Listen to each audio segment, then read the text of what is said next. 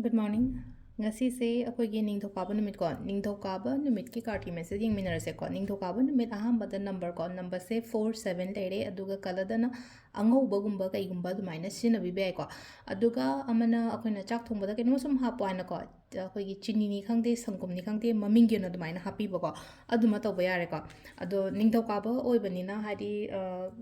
ꯍꯞꯇꯥꯒꯤ ꯑꯍꯥꯟꯕ ꯅꯨꯃꯤꯠꯀꯨꯝꯕ ꯑꯣꯏꯕꯅꯤꯅꯀꯣ ꯍꯥꯏꯗꯤ ꯗꯨꯀꯥꯟ ꯐꯝꯕ ꯈꯣꯠꯄꯒꯨꯝꯕ ꯂꯩꯔꯒꯗꯤ ꯀꯩꯅꯣꯀꯣ ꯍꯥꯏꯗꯤ ꯕꯤꯖꯤꯅꯦꯁꯀꯨꯝꯕ ꯇꯧꯕ ꯃꯤꯉꯩ ꯑꯣꯏꯅ ꯍꯥꯏꯔꯒꯗꯤꯀꯣ cinnamon powder se katang lawraga hai tareko haigi dukan lomda kaida hai tareko haidi fulona kamjanba blow tokshanba hai tareko amain taraga haidi kamjanu matam ja wakhan jakholoko haidi akhoi handaki week se phajana hai tareko posit phanaba khotnaba adumai taraga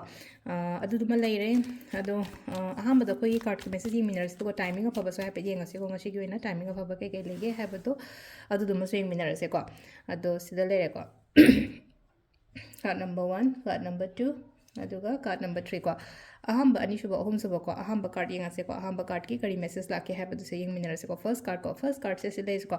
aina tauge aina khaliba aina chatke na khaliba poto hai tare ko hari chatpiyo phajana hai tare ko chatpiyo hari sile ko marakta yele e khole palle kaina khalase ba kemta keno tawdana hai yening yesa sunu paning banja sunu hai ai oidri hawo tawda ya de haina khalaga ko phajana changjan biba hai tare ko number 1 khan bangai yona haraga di ko number 2 khan bangai yengase ko number 2 khan bangai yona hari ki ganu ka grum taw matam da so ki dragadi engonda phabala kani basila hadi kenoma hai taro ai thaba ama homo tamda isajida akiba gumba hai taro ko ai si homo tamda engonda soiragadi khotlagadi kaina khandaba hai taro changes gumba kai gumba ma law haina phadana piri ko ahum suba sina hai problems mayam dagi tholakpa oina oibudo problems mayam de tholakpa haragadi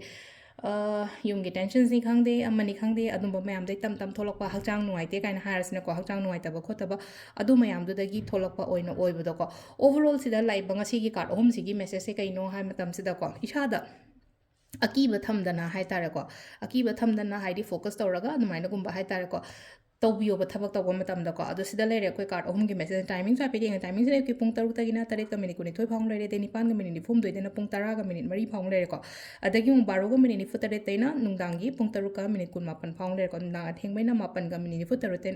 8 ga minute fu 3 tagina 13 ga minute kun 5 phang lere ko aduga nungdang atheng baina atheng ba ahingi na ko pung 1 ga minute 3 daina next day nungalamdagi taruk pung taruk phawam lere ko sisina koi gi ngasi gi wena afaba timing ga daily card message ka lere ko monday gi wena ado makha ta video samu ko na ying minarase thank you